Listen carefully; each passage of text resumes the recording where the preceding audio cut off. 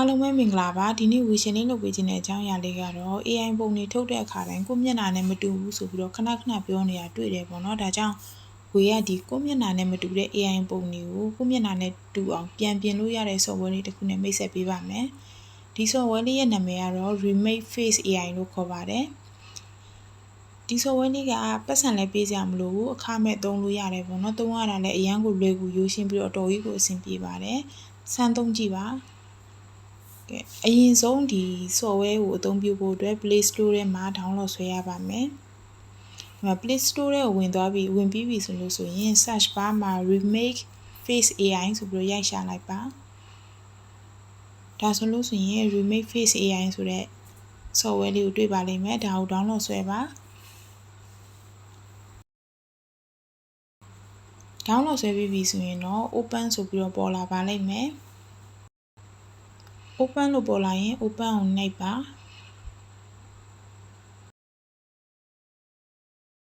ပြီးရင်တော့ဒီမှာ software တွေကိုရောက်သွားမယ်ပေါ့နော်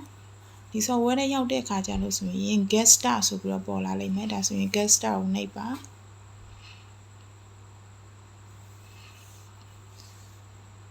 get start ကိုနှိပ်ပြီးပြီဆိုရင်အခုလိုမျိုးပေါ်လာလိမ့်မယ်ပေါ့နော်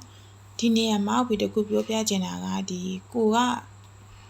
လူတယောက်ထဲပုံကိုပြင်ချင်တာလားနှစ်ယောက်ပုံကိုပြင်ချင်တာလားဒါကိုကြည့်တေချာကြည့်နော်ဒီနေရာဒီတယောက်ထဲပုံကိုပြင်ချင်တာဆိုလို့ဆိုရင် single face ဆိုတဲ့နေရာကိုနှိပ်မယ်ပြီးလို့ဆိုရင်နှစ်ယောက်ပုံဒါမှမဟုတ်တယောက်ထဲပို့တဲ့မိသားစုပုံကိုပြင်ချင်တာဆိုလို့ဆိုရင်ဒီမှာလူနှစ်ယောက်ပုံစံတဲ့နေရာကိုနှိပ်ပေါ့နော်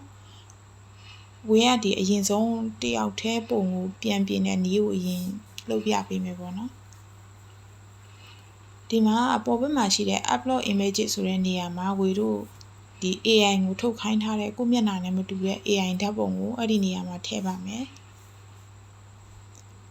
ပြီးရင်တော့ဒီအောက်နားမှာ upload your face ဆိုတဲ့နေရာမှာတော့ဝေတို့ရဲ့မျက်နှာအစစ်မှန်ကိုထည့်ပါမယ်ဒီမှာ upload images ဆိုတဲ့နေရာကိုနှိပ်လိုက်မယ်ဆိုလို့ဆိုရင်အခုလိုမျိုးပုံတွေပေါ်လာတယ်ပေါ့နော်ကိုစိတ်ကြိုက်ပုံတစ်ပုံရွေးပါကို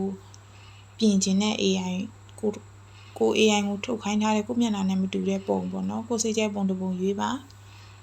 ပြီးရင်တော့ဒီ upload your face ဆိုတဲ့နေရာမှာကိုမျက်နှာကိုဓာတ်ပုံအစစ်အမှန်တစ်ခုထည့်ပါပြီးရင်တော့ဒီမှာအောက်နားလေးမှာရှိတဲ့အပြာရောင်စာတန်းလေးမှာအဲ့ဒီနားလေးကိုတစ်ချက်နှိပ်လိုက်ပေါ့နော်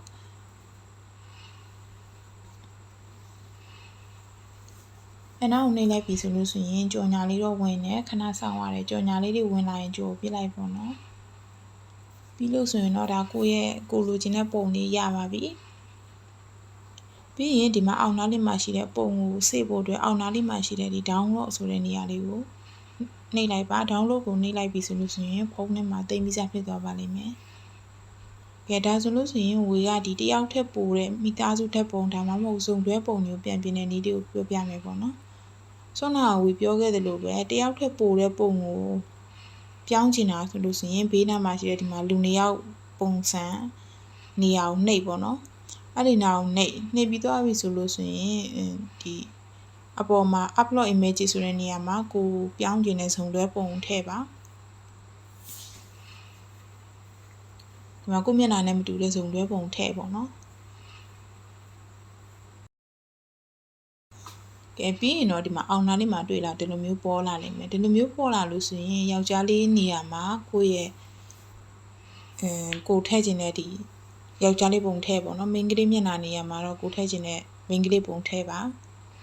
ဒီမှာအောက်ကအပေါင်းလက္ခဏာလေးတွေကိုနှိပ်လိုက်လို့ဆိုရင်ရပြီ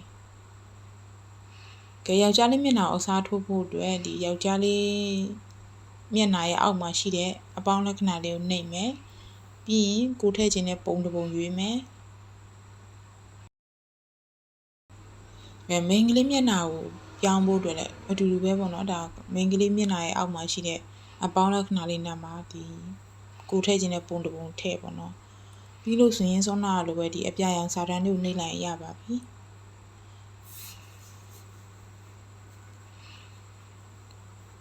ကဲကြော်ညာလေးတွေဝင်ပြီးပြီနော်ဒီကိုလိုချင်တဲ့ပုံလေးရပြီပေါ့နော်ပုံရပြီဆိုလို့ဆိုရင်ခုနကလိုပဲ download ဆိုတာလေးကိုနှိပ်လိုက်လို့ဆိုရင်ရပါပြီ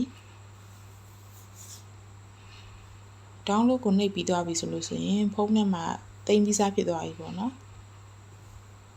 ကဲအခုလို့ဆိုရင်တော့ကိုမျက်နှာနဲ့မတူတဲ့ AI ဓာတ်ပုံတွေကိုမျက်နှာနဲ့တူအောင်